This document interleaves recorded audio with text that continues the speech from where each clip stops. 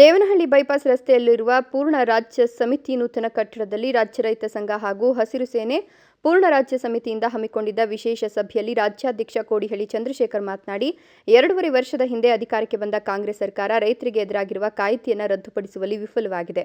ರಾಜಕೀಯ ಪಕ್ಷಗಳು ರೈತರನ್ನ ಜಾತಿ ಮಾಡಿಕೊಂಡು ಮತಗಳಿಗಾಗಿ ಗ್ಯಾರಂಟಿ ಇಟ್ಟುಕೊಂಡಿದ್ದಾರೆ. ಈ ವಿಷಯಗಳ ಕುರಿತು ಚರ್ಚೆ ಮಾಡಲು ರಾಜ್ಯ ಸಮಿತಿ ಸಭೆ ಕರೆದಿದ್ದು ರೈತ ಮುಖಂಡರಿಂದ ಅಭಿಪ್ರಾಯ ಪಡೆಯಲಾಗಿದೆ ಎಂದರು. ವಿವಿಧ ಬೇಡಿಕೆಗಳನ್ನು ಈಡೇರಿಸುವಂತೆ ರಾಜ್ಯ ಮತ್ತು ಕೇಂದ್ರ ಸರ್ಕಾರಕ್ಕೆ ಒತ್ತಾಯಿಸಿ ಡಿಸೆಂಬರ್ 8ರಂದು ಬೆಳಗಾವಿಯ ಸುವರ್ಣಸೌಧಕ್ಕೆ ಮುತ್ತಿಗೆ ಕಾರ್ಯಕ್ರಮವನ್ನು ಹಮ್ಮಿಕೊಳ್ಳಲಾಗಿದೆ ಎಂದರು.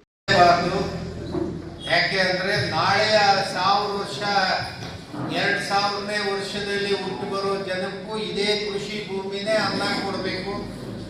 ಇವತ್ತು ನೀವೇನು ಊಟ ಮಾಡ್ತಾ ಇದ್ದೀರೋ ಅದೇ ಕೃಷಿ ಭೂಮಿ ನಿಮಗೆ ಊಟ ಕೊಟ್ಟಂಗೆ 100 ವರ್ಷಕ್ಕೆ 500 ವರ್ಷಕ್ಕೆ 1000 ವರ್ಷಕ್ಕೂ ಕೂಡ ಅದೇ ಕೃಷಿ ಭೂಮಿ ಅನ್ನ ಕೊಡಬೇಕು. ಕೃಷಿ ಭೂಮಿಯನ್ನ ಒಂದು ಕುಂಟೆ ಕೂಡ ನೀವು ಮುಟ್ಟಬಾರ್ದು. ಸರ್ಕಾರ ಕೈಗಾರಿಕೆಗೆ ಅಂತಾನೆ CND ಲ್ಯಾಂಡ್ ನ ವರ್ಗೀಕರಣ ಮಾಡಬೇಕು. ಆ CND ಲ್ಯಾಂಡ್ಗಳನ್ನ ಮಾತ್ರನೇ ಬಳಕೆ ಮಾಡಬೇಕು.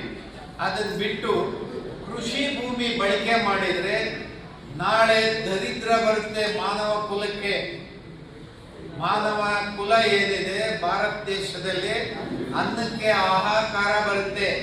ಅದನ್ನ ಬರದೇ ಇರಬೇಕು ಅಂದ್ರೆ ಕೃಷಿ ಭೂಮಿಯನ್ನ ಬರೀ ರೈತರೇ ಕಾಪಾಡಬೇಕಂತ ಅಲ್ಲ, ವಿಧಾನಸೌಧದಲ್ಲಿ ಇದಾರಲ್ಲ ಅವ್ರಿಗೂ ಕೂಡ ಈ ಕಾಮನ್ ಸೆನ್ಸ್ ಇರಬೇಕು.